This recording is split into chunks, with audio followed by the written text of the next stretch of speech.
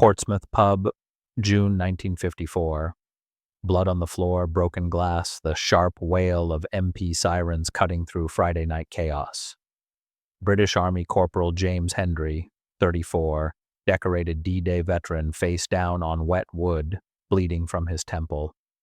Standing over him, Thomas Weir, fisherman, knuckles split, breathing like a man who'd just surfaced from deep water. The bartender screaming, "He's killing him!" Then the wallet falls, slips from Hendry's jacket, hits the floor, and a photograph slides out onto the wet surface. Weir freezes mid-swing, stares at the photo like he's seeing a ghost. MPs burst through the door. Weir doesn't move, still staring. The photo shows a young soldier, beach smoke, boats in the distance. Hendry mumbles through blood. You were there." Weir drops to his knees, wallet in shaking hands. MPs pull them apart. Neither man resists. What was in that photograph that stopped a grown man from finishing what he started? The MPs couldn't understand it. Two men.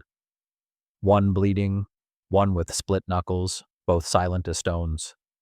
The photograph lay on the pub floor, boot print across its corner, showing a scene from 14 years earlier, Dunkirk Beach, May 1940, when 338,000 men were pulled from hell by anyone with a boat. Weir wouldn't speak.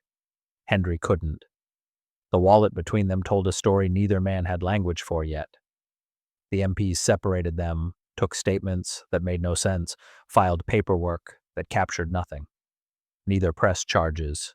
The confusion hung in the air like cigarette smoke. Outside, Portsmouth's harbor lights reflected off black water, the same water that connected everything, the same water where this whole impossible story began. Dunkirk Beach, May 31st, 1940. Thomas Weir, 34. Fishing boat captain from a Scottish village nobody had heard of, part of the flotilla they'd later call the Little Ships. He wasn't a hero. He was a fisherman who knew how to read water and keep an engine running when it mattered. The beach was chaos. Smoke, screaming, the constant thunder of artillery getting closer, bodies in the surf, living men wading out, drowning in 3 feet of water because exhaustion doesn't care about depth. Weir's boat, a 30-footer that normally pulled cod, was pulling soldiers instead. That's when he saw him. 20-year-old kid, face down in the shallows, uniform soaked, not moving, no ID visible, barely breathing. Weir jumped in, dragged him to the boat, started chest compressions on the deck. The boy vomited seawater, gasped, lived. 47 men that trip. Weir never got their names. During the rescue, the kid's wallet fell from his uniform pocket. Weir picked it up, meant to return it. Never did. You save a stranger once. Then you spend 14 years wondering if they made it. Between 1940 and 1954, 2 lives diverged like tributaries from the same river. James Hendry rose through the ranks. D-Day Normandy, June 1944, he earned the military medal for actions that made the papers back home. Decorated, respected, the kind of soldier other soldiers looked up to. Built a career on survival and courage. His story became legend in his unit. Rescued from Dunkirk by a Royal Navy destroyer, HMS Vanquisher. Pulled from certain death by professional sailors. That's what the record said. That's what he believed. Meanwhile, Thomas Weir returned to fishing, married, 3 kids, a quiet life in a Scottish village where the biggest news was weather and catch size. He kept the wallet in his boat, tucked in a compartment near the engine, a lucky charm he couldn't explain to his wife.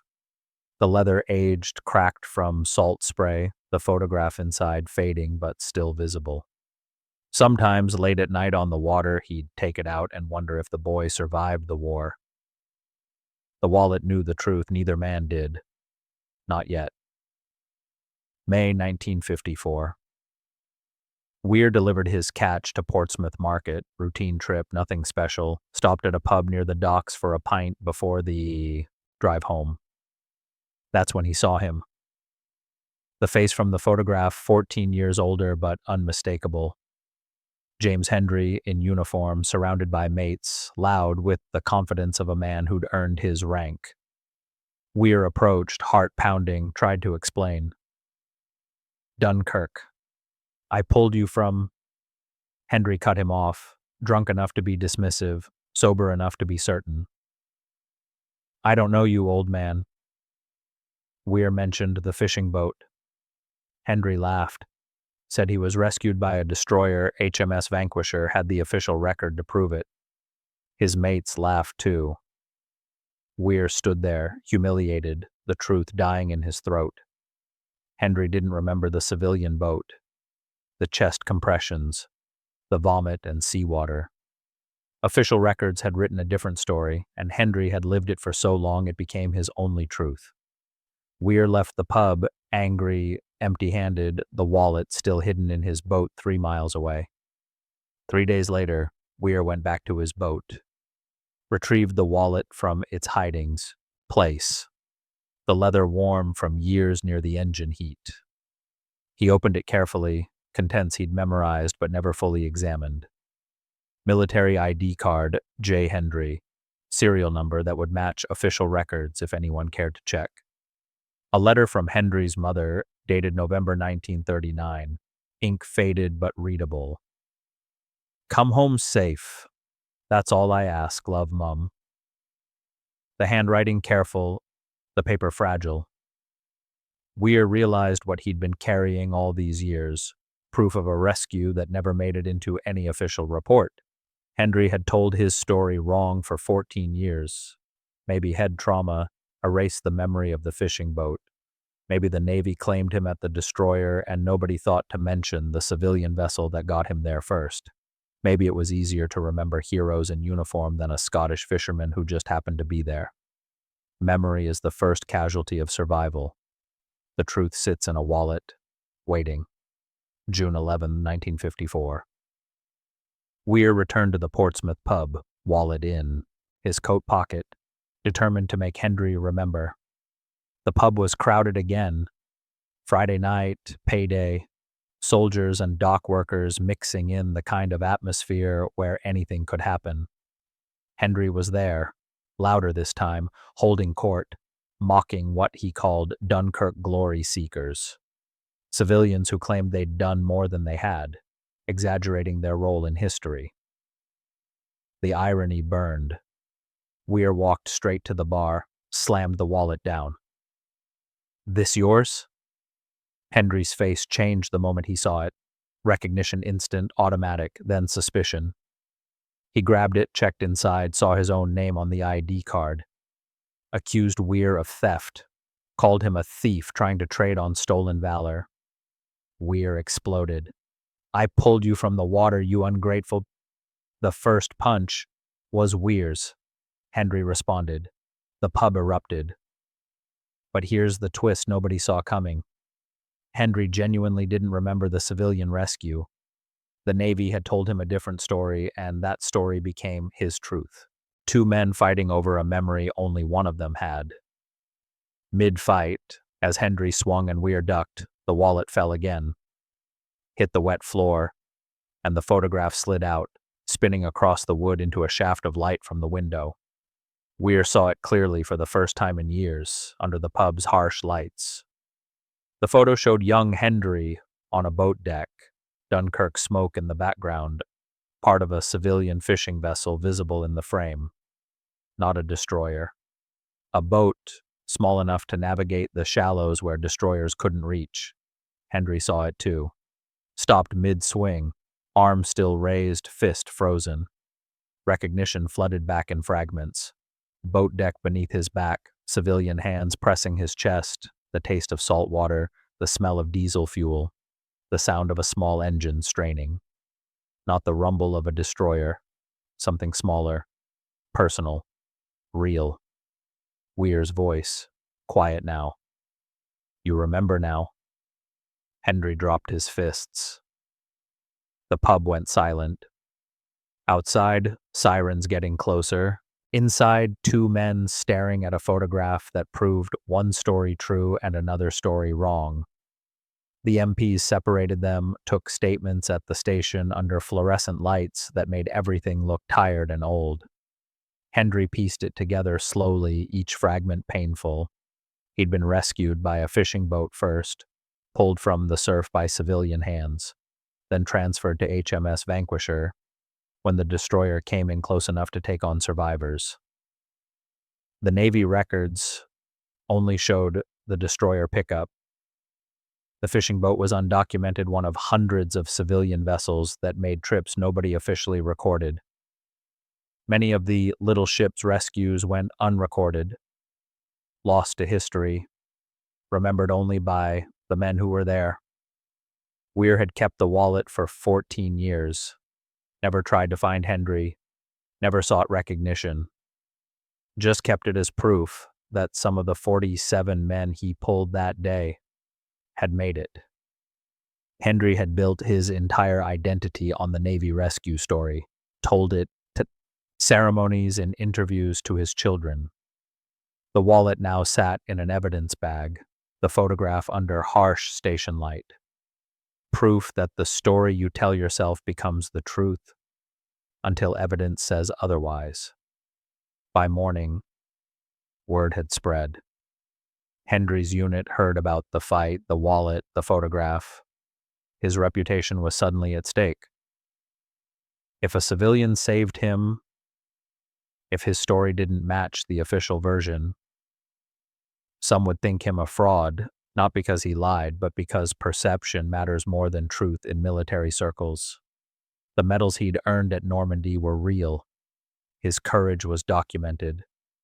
But the foundation story, the Dunkirk rescue he'd built everything on, was wrong. Weir didn't want glory, didn't want recognition, just wanted Hendry to know, to acknowledge what had happened. The MPs pressured both men to settle quietly. Hendry had been interviewed by the local paper the week before, repeated his Navy rescue story for the journalist who was writing a piece on D-Day's 10th anniversary. If the truth came out now, he'd look like a liar. The fisherman who never asked for anything offered the soldier who'd forgotten everything a way out. I just wanted you to know. Sometimes the truth costs more than silence. Sometimes a man offers grace when he could demand justice. June 12, 1954. Private meeting at the MP station, just the two of them, a table between them, cold tea in white cups. Hendry returned the wallet formally, hands shaking slightly, asked Weir why he'd kept it all these years. Weir's answer was simple. Wanted to remember the ones who made it. Hendry broke then. Admitted he barely remembered Dunkirk, the head trauma, the shock, the way memory works when you're 20 and drowning. He'd built his identity on a story others had told him, the official version, the clean narrative that made sense. He'd never questioned it because why would you? The Navy pulled thousands from Dunkirk. It made sense that they pulled him too, but they hadn't. Not first. A fisherman had. A civilian with no obligation to be there had saved his life before the Navy ever touched him. Hendry thanked him. First time, genuine. The words inadequate but honest. The wallet passed hand to hand across the table, a transaction that felt like absolution. Silence between them. Fluorescent hum above. Tea cooling in cups neither man would drink. No charges filed. Official report. Altercation resolved between parties. Hendry quietly corrected his story in the next interview, added civilian vessels to his account, mentioned fishing boats before the destroyer.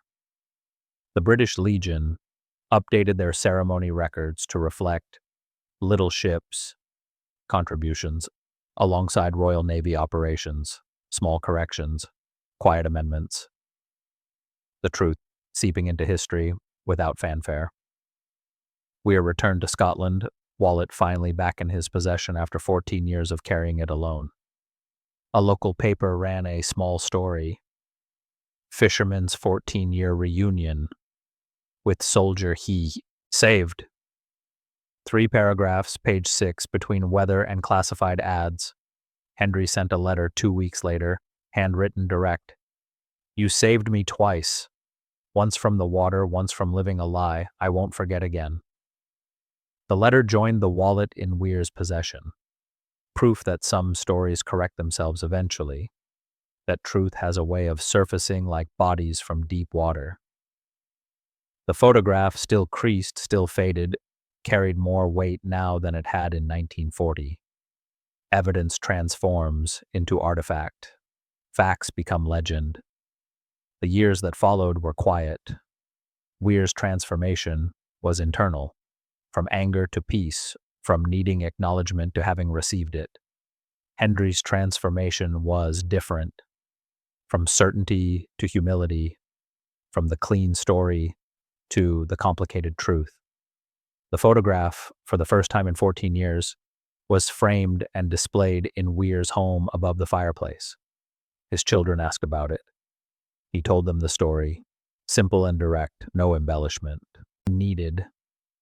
Hendry kept his mother's letter, the one that had been in the wallet all those years, realized what Weir had protected.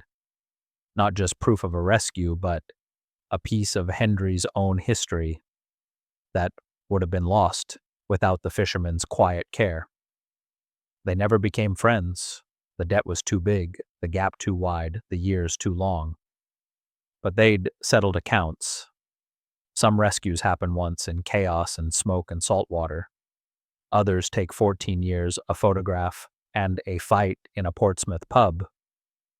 Thomas Weir died on a Tuesday morning in his Scottish village. Heart failure, quick and clean. He'd requested the wallet be buried with him.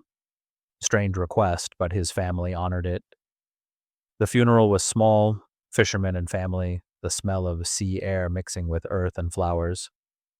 James Hendry attended, traveled from Portsmouth to a village he'd never visited before to honor a man he'd barely known but owed everything to. At the graveside, Hendry placed something in the coffin before they lowered it. His military medal, the one earned at Normandy, the one that represented everything he'd become after Dunkirk. He spoke quietly, words meant only for the dead man. This was yours too. The photograph had been removed first, given to Weir's eldest son, kept in the family as proof of what his father had done when history wasn't watching. The same worn wallet that had fallen on a pub floor in 1954 now rested underground, its job complete, its story told. The truth outlived them both. Hendry's obituary in 1983 included a corrected line. Rescued by civilian vessel Dunkirk 1940, later transferred to HMS Vanquisher. Small correction. Massive difference.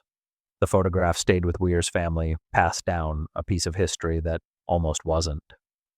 The wallet stayed buried, leather finally returning to earth. After 43 years of carrying proof nobody wanted to see. Here's what the whole story comes down to. Memory is fragile, official records are incomplete, and sometimes the truth sits in a pocket for 14 years waiting for a Friday night and a photograph to fall out onto a wet floor. Weir knew who Hendry was before Hendry did. Saved him twice, once from water, once from a lie. The wallet made sure of it. Some objects carry more weight than their materials suggest. Some stories wait decades to be told. And some rescues don't end when the boat reaches shore.